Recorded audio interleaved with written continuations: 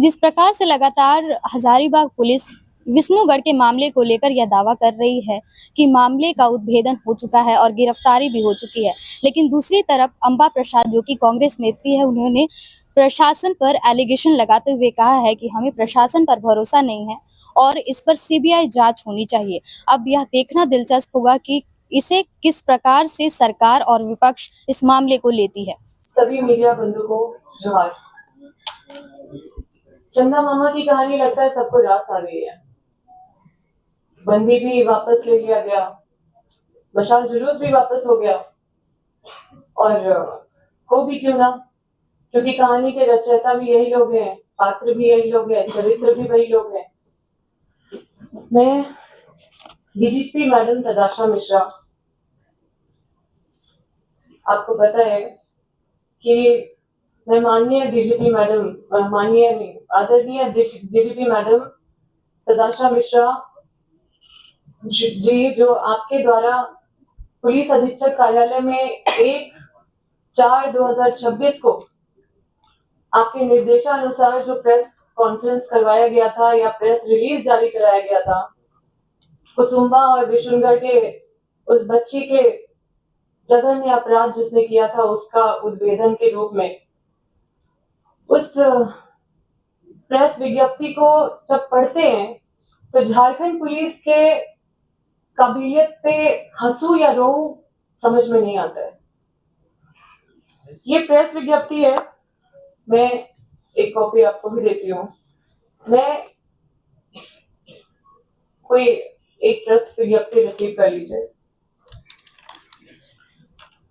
जब पूरा प्रदेश और पूरे देश में ये सनसनीखेज हत्याकांड का खुलासा को लेके, उसका कारण को लेके या गिरफ्तारी का उद्भेदन को लेके बेचैनी से लोग इंतजार कर रहे थे, तब 1/4/2026 को ये प्रेस रिलीज जारी किया जाता है मध्य रात्रि में।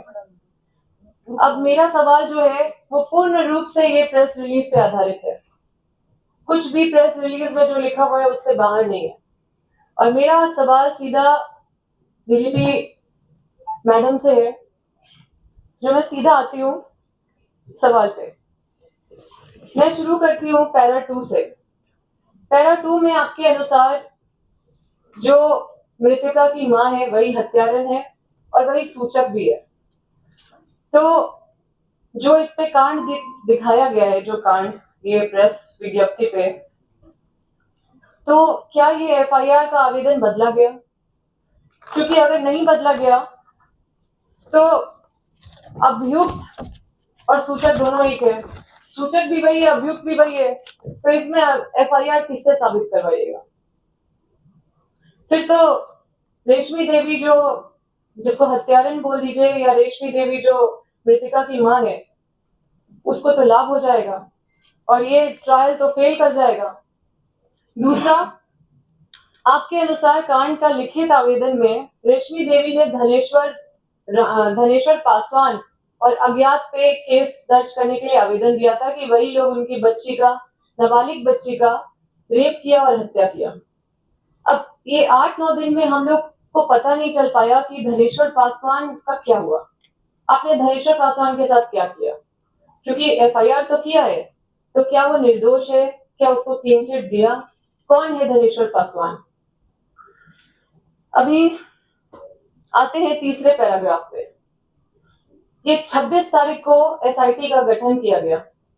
30 तारीख के शाम से पहले एसआईटी का गठन में बड़े बड़े आईपीएस ऑफिसर भी थे सारे, मतलब ये एसआईटी गठन जो हुआ उसमें बड़े बड़े आईपीएस ऑफिसर हैं इस एसआईटी में। लेकिन 30 तारीख के शाम के पहले किसी को भी घटना के इर्द गिर्द भी नहीं देखा गया, सब सो रहे थे क्या? अब आते हैं पैरा 4 पे। ये जो लिखा गया है पैरा 4 पे, ये कौन सा तकनीकी साक्ष्य और असूचना संकलन किए और कब किए?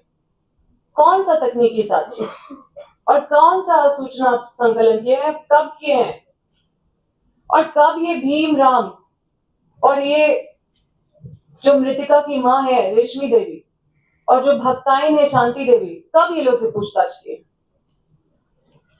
अब इनके द्वारा जो पुलिसिया बयान लिया गया, तो क्या सिर्फ इनके द्वारा पुलिसिया बयान को छोड़ के क्या आपने कोई सबूत इकट्ठा किया?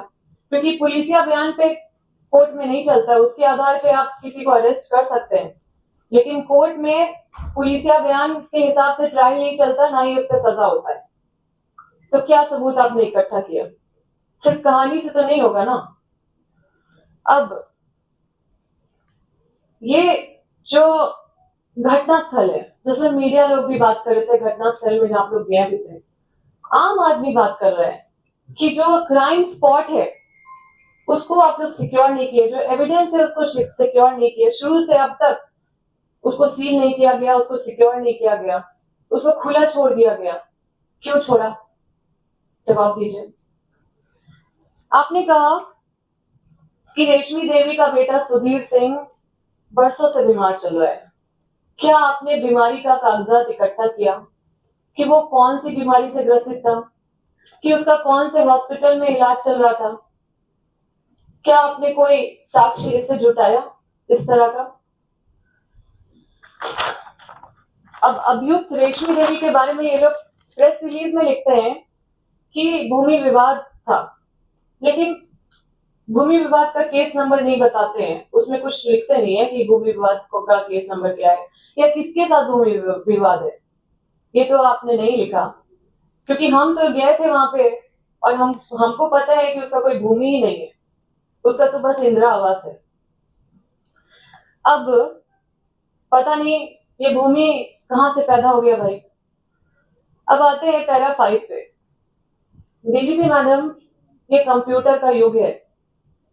जब ये कहानी लिखे थे तो पंचांग मिला के कहानी नहीं लिखा गया था क्या? पंचांग नहीं मिलाए थे क्या कहानी लिखने से पहले? यहाँ तो आप चूक कर गए। आप तो खुद ब्राह्मण भी है। अब आपकी कहानी के हिसाब से ये जो भक्ताइन है उसको पीड़िता की माँ को बोली, मृतिका की माँ को बोली कि अष्टमी के रात 9 बजे के बाद शुभ मुहूर्त है बलि देने का। तो अष्टमी के रात को 9 बजे के बाद बलि देने का शुभ मुहूर्त है और उसी की तैयारी में सब यही हुआ है। तो आप देखिए कि अष्टमी से पहले बलि हो गया। अष्टमी तो 24 तारीख की रात को अष्टमी तो नहीं था, सबको जानते हैं। तो ये शुभ मुहूर्त के पहले ही बलि हो गया, तो आपका ये शुभ मुहूर्त वाला कहानी भी फेल हो गया। फिर तो यहाँ पे ये कहानी का कोई मतलब नहीं बनता है। ये छापेमारी दल भी, तेरा पुलिस का छापेमारी दल भी बनाया गया था, तो कहाँ छापा मारे? क्योंकि जो रेशमी देवी है वो तो वहीं बैठी हुई थी, तीनों अभियुक्त तो एक ही गांव में थे। रेशमी देवी वहीं बैठी हुई थी, हम भी मिले, वित्त मंत्री भी मिले, बहुत सारे लोग मिल रहे थे, मीडिया बाइट भी ले रहा था डेली। और जो भीम राम है वो भी मीडिया बाइट दे रहा था। वो रामनवमी में तो पुलिस सुरक्षा के बीच में डांस भी कर रहा था और वो बीजेपी के सभी नेताओं को वहां पे बुलाया और वहां पे उस घटना के बीच में सबको शामिल भी कर रहा था। और शांति देवी का तो पता नहीं, लेकिन ये लोग तो पूरा घूम ही रहे थे, रोज इनका मीडिया बाइट देख रहे थे। तो ये छापेमारी का जो तेरा पुलिस का जो टीम बना था, छापा टीम, ये कहाँ छापा मारा, कब मारा, इतने दिन से क्या करा था? अब प्रेस रिलीज जारी करने के तुरंत बाद, ये आपको भी पता है कि तुरंत अचानक से परिवार को सुरक्षा का अभाव हो जाता है।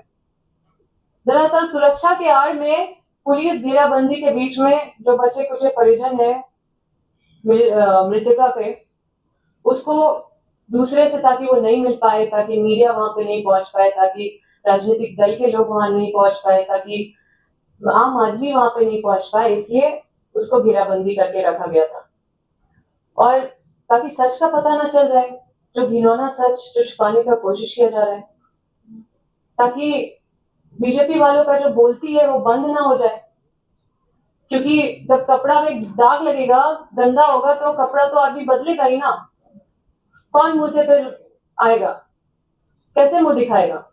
तो ये तो बोलेंगे ही कि हमारा नहीं है, और आप लोग के मीडिया में वो बोल भी रहे कि हमारा कार्यकर्ता नहीं है, उस पर भी हम आएंगे।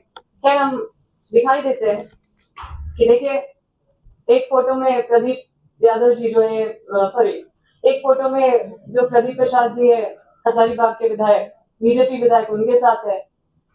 एक में हजारीबाग के सांसद के बगल में बैठने का हैसियत रखते हैं और उन बीच में सोचिए कि उसके बगल में एक बड़ा पुलिस पदाधिकारी है, बीच में देखिए इस तरह का हैसियत है इसका।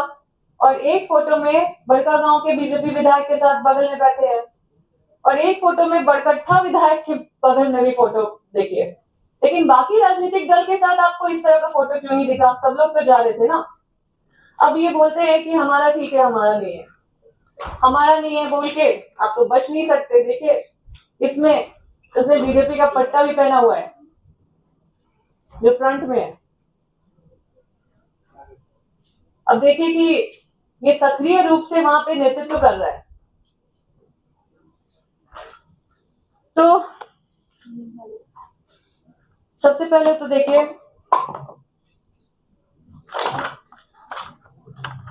मृतिका जो है वो बच्ची के बारे में जब सब सोच रहे थे, सब का रोंता खड़ा हो रहा था, तब हम लोग ये विश्वास किए थे कि पुलिस अच्छे से अनुसंधान करेगी। मृतिका का रूह मरते हुए भी उतना नहीं कांपा होगा जितना इस पुलिस का इन्वेस्टिगेशन का रिपोर्ट से कांप रहा होगा। आप ये इन्वेस्टिगेशन जो देख रहे हैं, इससे दोबारा ये मृतिका का हत्या किया गया है, उसका गला घोटने का काम किया गया है। और ऐसे हत्यारों को ये भगवाधारी पुलिस वर्दी, ये भगवा वर्दी वाले पुलिस झारखंड के नागरिक को मंजूर नहीं है। इस पे माननीय उच्च न्यायालय, माननीय महामहिम राज्यपाल महोदय, माननीय मुख्यमंत्री महोदय अगर इस विषय पे चुप रहेंगे तो हम देशवासियों के लिए दुर्भाग्यपूर्ण समय रहेगा। अगर उनकी चुप्पी होगी तो ये हम सबके लिए दुर्भाग्यपूर्ण समय होगा। और संविधान का गरिमा तभी बचेगा जब इस कांड में तीनों स्तंभ का संविधान का गरिमा तभी बचेगा जब ये तीनों मिलके इस कांड में सटीक अनुसंधान होगा और जो अपराधी है उसको सजा दिलाने का काम करेंगे। क्योंकि इस तरह का जो इन्वेस्टिगेशन है ये तो आप साफ आपके बीच में हम रख ही दिए हैं। अब बीजेपी कहती थी ना कि हम लाश पे राजनीति नहीं करते हैं, तो ये सही कहती है। ये लोग लाश पे राजनीति नहीं करते हैं, जिंदा लोगों को पहले लाश बना देते हैं, उसके बाद लाश के ऊपर राजनीति करते हैं। तो मैं जानती हूं कि कुसुम्बा की जो सीता है उसका एकमात्र उम्मीद और एकमात्र सहारा अगर कोई बचा हुआ है तो आप चौथा स्तंभ मीडिया है। और मुझे पूरा भरोसा है कि आप इस अन्याय पे चुप नहीं रहिएगा। और मैं फिर से ये मांग करती हूँ कि इस केस का सीबीआई जांच हो और बताइए ना ये कैसी राजनीति है, ये कैसा न्याय है और ये कैसा देश है। मतलब किस तरह से ये लोग कितने सफाई से कच्चा कहानी लिख रहे हैं। यही लोग हैं जो मैं बोलती थी ना, भूत हनुमान चालीसा पढ़ के जो आते हैं, ये वही लोग भूत हैं जो हनुमान चालीसा पढ़ के आते हैं और ये लोग बोलते हैं जय श्री राम। इनको देख के हम लोग बोलते हैं राम राम। और ये लोग इतने पापी लोग हैं। मुझे नहीं लगता कि मुझे और कुछ बताने का जरूरत है। मैं यही बोलना चाहती हूँ कि पूरा सिस्टम ने मिलके इस बच्ची का दोबारा गला घोटने का काम किया है। और मैं फिर से आवाज लगाती हूँ, आपके माध्यम से मांग करती हूँ कि इस पूरे कांड का सीबीआई का जांच हो और जो दोषी है, जो दोषी अभियुक्त है उस पे भी कार्रवाई हो और जो दोषी पुलिस है उस पे भी कार्रवाई हो। अच्छा अम्बा जी, आपके बड़ा अजीब नहीं लग रहा आप लोगों को कि शुभ मुहूर्त तो बड़ा गड़बड़ा गया है, तो बड़ा ही अशुभ मुहूर्त में बलि हो गया भाई। अब आते हैं पैरा 6 पे। देखिए कितना कच्चा कहानी लिखे हैं लोग। अब आते हैं पैरा 6 पे। अब आप ही बताइए ना कि कोई राह चलते किसी को ये बोल दे कि चलो मेरी बेटी का हत्या करना है, साथ दो, तो क्या आपको लगता है कि कोई साथ देगा? हाँ, तो 24 तारीख के शाम को 7 बजे से लेकर 9:30 बजे के बीच में अचानक रश्मि देवी उसकी छोटी बेटी का हत्या कराने के लिए भीमराम के पास जाती है और बोलती है कि हमको इसका बलि चढ़ाना है, आप साथ चलिए। और वो राजी भी हो जाता है और साथ में चला जाता है भक्ताइन के घर। कहां से लाते हैं ऐसा वाहियात कहानी? कोई विश्वास करेगा जी? ऐसा होता है? कभी सुने? आजकल खाने का मतलब दावत भी अगर किसी को देंगे ना, तो अनजान के घर कोई जाता भी नहीं है खाना खाने के लिए। और आप सोचिए कि भीमराम जैसा कोई करेगा? और भीमराम चला भी गया, और चला गया भक्ताइन के घर। सिर्फ चला नहीं गया, वही गला घोट के मारा, वही गला घोट के मारता भी है। और उसके बाद पैरा 7 में लिखा हुआ है कि फिर पत्थर से भीमराम ने मृतिका का सर फोड़ दिया। ये चंदा मामा का कहानी सुन के लगता है कि डीजीपी मैडम के साथ साथ जितने भी उनके टीम के लोग हैं, जितने भी सब कांस्टेबल से भी निचले दर्जा का उनको ज्ञान है। क्यों पद में बैठे हुए हैं? छोड़ दीजिए ना। अच्छा, इनकी कहानी आप पढ़िएगा तो भक्ताइन के घर में ही इनकी कहानी खत्म हो गई। लाश जिस जगह पे मिली, लाश को जहां पे पाया गया, वहां तक इनकी कहानी गई ही नहीं। तो वहां तक तो कहानी पहुंचाना चाहिए था ना। जिस जगह पे उस बच्ची का लाश मिला, उस जगह पे तो वहां तक तो कहानी पहुंचाना चाहिए था। अब आते हैं भीमराम प्रसंग पे। कौन है भीमराम? ये लोग तो छुपाए हैं। क्यों छुपाए होंगे? सोचिए जरा, क्या कर रहे हैं? ये सारा पूरा प्रकरण से आप लोग समझ सकते हैं। तो मैं बताती हूँ कौन है भीमराम। भीमराम उस पूरे क्षेत्र का उसका दबदबा है, वो बीजेपी का नेता है और उस एरिया का अध्यक्ष है। और इसका और रेशमी देवी के बीच का माजरा भी वहां के लोग जानते हैं। और भीमराम कौन है वो भी वहां के लोग जानते हैं। हमने तो परिचय नहीं दिया था, मीडिया वाले खुद बोल रहे हैं उसका परिचय, ग्राउंड जीरो से रिपोर्ट कर रहे हैं। अब यहाँ पे ये लोग भी उसी तरह का कॉन्फिडेंस दिखा रहे हैं जैसा भीमराम कॉन्फिडेंस दिखा रहा था। तो एक चीज और कि 24 तारीख से लेकर 1 तारीख तक फॉरेंसिक का कोई भी टीम घटनास्थल के इर्द गिर्द भी नजर नहीं आया। और इसमें भी प्रेस रिलीज में भी नहीं लिखा हुआ है कि कोई फॉरेंसिक एविडेंस कलेक्ट किया गया। तो मृतिका का जो वजाइनल स्वैब होता है उसको ना मतलब उसको कलेक्ट किया गया या फिर उसको प्रोटेक्ट किया गया या डीएनए टेस्ट किया गया, तो इस पे तो कुछ भी जिक्र नहीं है। और बोल देते हैं कि बलात्कार नहीं हुआ है। आप तो पॉस्को के इन्वेस्टिगेशन का मतलब एसओपी होता है पॉस्को इन्वेस्टिगेशन का, उसका तो आप धज्जी उड़ा रहे हैं, मोटिव का धज्जी उड़ा रहे हैं, आप साक्ष्य का धज्जी उड़ा रहे हैं। डीएनए टेस्ट किया ही नहीं होगा, नहीं तो लिखे होते हैं। अब देखिए विशुनगढ़ थाना के जो थाना प्रभारी है वो इंटरव्यू दे रहे हैं, आप लोग भी सुने होंगे कि बच्ची का प्राइवेट पार्ट में कोई छेड़छाड़ नहीं हुआ, बोले थे ना कि कुछ नहीं डाला गया। और यहाँ पे प्रेस रिलीज में आप देखिए कि लिखा हुआ है कि जो भक्ताइन है उसके प्राइवेट पार्ट में कॉलिंग स्टिक घुसा दी है जबरदस्ती। तो उन पे विश्वास करें या इस पे विश्वास करें? अब जो ये प्रेस विज्ञप्ति जारी किया गया है इसमें साइंटिफिक इन्वेस्टिगेशन कुछ नहीं दिखाया गया है, बस एक कच्चा कहानी लिखा गया है। अब बताइए कि ऐसे लड़ेगी प्रोसिक्यूशन इस केस को? आप बताइए कि ये कैसी पुलिसिंग है? ये मैं शुरू से जानती थी और डीजीपी मैडम भी जानती थी कि असली कहानी क्या है। और मतलब आप देखिए कि बीजेपी के लोग भी पूरा जोर जोर से ताम झाम से पूरा विरोध प्रदर्शन कर रहे थे। हम भी निकले थे विरोध प्रदर्शन करने ताकि उन लोगों के कथनी के अनुसार आप काम न करें। लेकिन वही हुआ जो मेरा आशंका था, इसलिए मैंने सीबीआई जांच का मांग किया था। और 1 तारीख को बीजेपी का प्रतिनिधि मंडल भी गया था मिलने के लिए डीजीपी मैडम से। तो क्या वही ये कहानी देके आए हैं?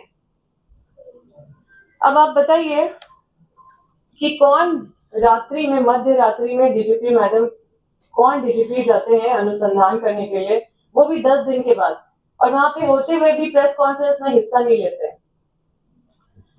अच्छा, एक और बात कि कोई बड़ा चेहरा हम तो सवाल करने के लिए आए हैं, उनके ही प्रेस रिलीज से सवाल करने आए हैं, और ये सवाल बनता भी है। क्या लगता है आपको कि इसके पीछे कोई और बड़ा चेहरा है? देखिए, इतने दिन से तो आप लोग भी मीडिया है, संविधान के चौथे स्तंभ है, आप लोग ग्राउंड जीरो से सारे चीज को पता कर रहे हैं।